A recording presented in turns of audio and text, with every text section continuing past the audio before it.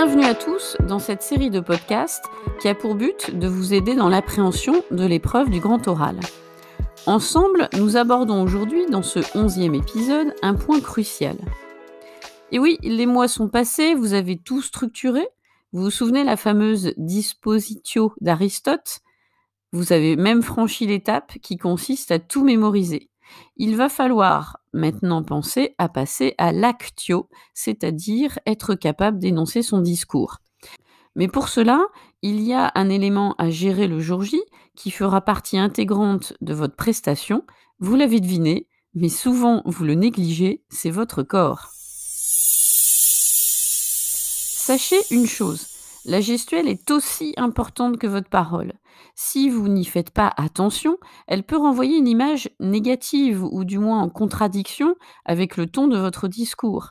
Vous ne transmettez pas seulement des mots, mais aussi une énergie et il faut absolument que votre texte et votre gestuelle envoient le même message. Là est la clé de votre réussite. Alors, une fois qu'on a dit cela, évoquons ensemble les éléments qui vont traduire tout votre travail en amont. Ces éléments, vous allez voir, sont au nombre de 4. La posture, les mains, l'espace, le regard. Première chose à laquelle vous devez être très attentif, votre posture. On va déjà évoquer celle à éviter. Essayez d'être vigilant tout au long de l'année et repérez les postures parasites lorsque vous êtes amené à faire des oraux. Évoquons donc ces fameuses postures à éviter. La girouette. Vous savez, lorsque vous ne restez pas en place, vous vous balancez, vous croisez sans cesse les pieds. On évite. Le vigile. Les bras croisés sur la poitrine, comme si vous attendiez, on ne sait quoi d'ailleurs. À éviter. Le décontracté, les mains dans les poches, une position nonchalante, comme si vous traduisiez le fait que vous êtes là, mais sans savoir vraiment pourquoi. À éviter. Le prisonnier, vous savez, main derrière le dos, comme si vous attendiez votre dernière heure avant d'être fusillé par le jury. À éviter. Enfin, l'enfant de cœur. Oui, celui qui, les mains serrées devant lui, les jambes collées, statiques, comme si un peu vous excusiez d'être là. On évite aussi.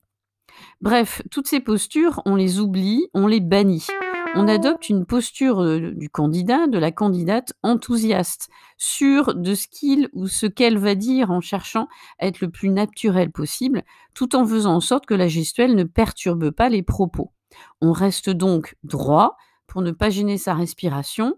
Les pieds sont ancrés dans le sol. On reste là pour prouver qui on est et ce que l'on fait de bien. On a les épaules en T, bien droites, mais détendues toutefois.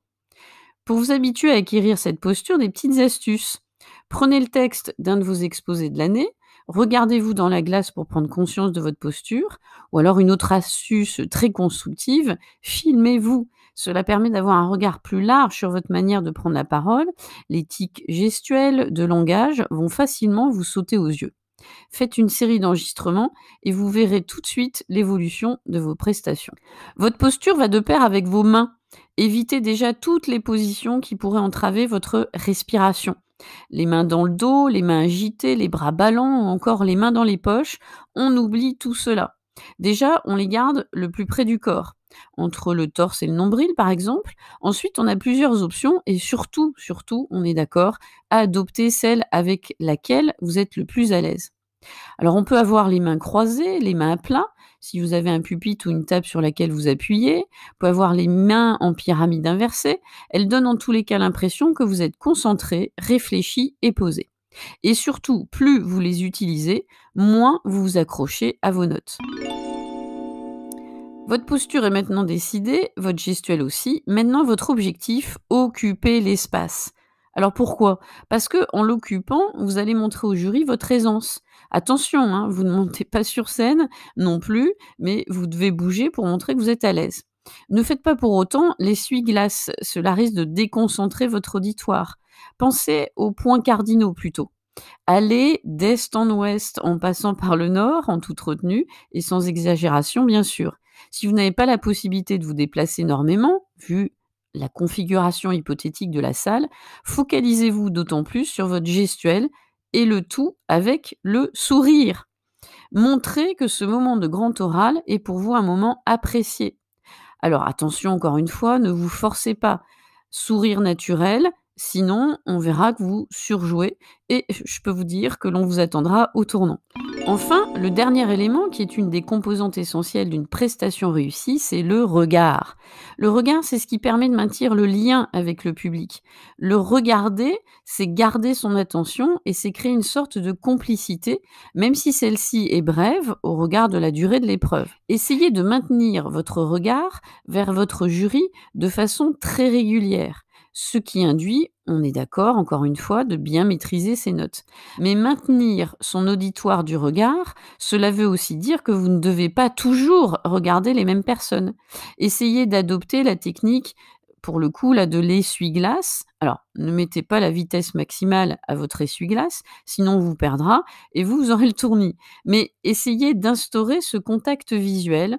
On va de gauche à droite, de droite à gauche, pour regarder vos 2 jurys et montrer que vous les prenez bien en compte tous les 2 et vous les prenez en considération. Et là, une fois tous ces éléments gérés, vous avez compris, hein, cela induit un entraînement progressif dans l'année. Dites-vous que vous êtes prêt pour le prochain épisode. Votre corps va accompagner votre verbalisation.